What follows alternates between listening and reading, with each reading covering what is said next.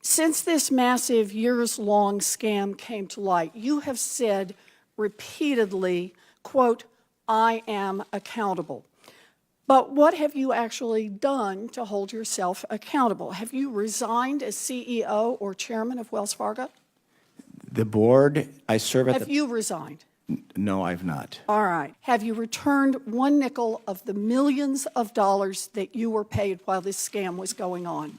The board will take care of that. Have you returned one nickel of the money you earned while this scam was going on?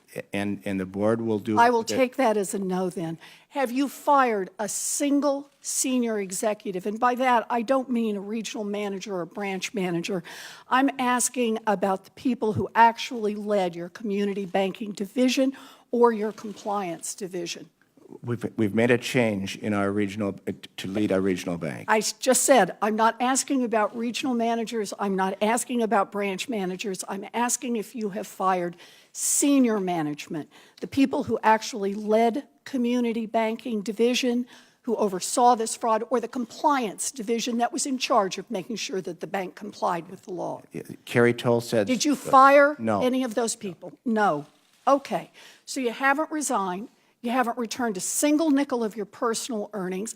You haven't fired a single senior executive. Instead, evidently, your definition of accountable is to push the blame to your low-level employees who don't have the money for a fancy PR firm to defend themselves. It's gutless leadership. Here's what really gets me about this, Mr. Stump. If one of your tellers took a handful of $20 bills out of the cash drawer, they'd probably be looking at criminal charges for theft. They could end up in prison. But you squeezed your employees to the breaking point so they would cheat customers and you could drive up the value of your stock and put hundreds of millions of dollars in your own pocket.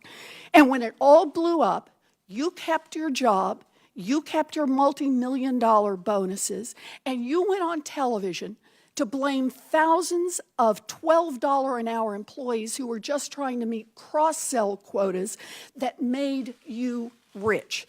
This is about accountability. You should resign. You should give back the money that you took while this scam was going on, and you should be criminally investigated by both the Department of Justice and the Securities and Exchange Commission.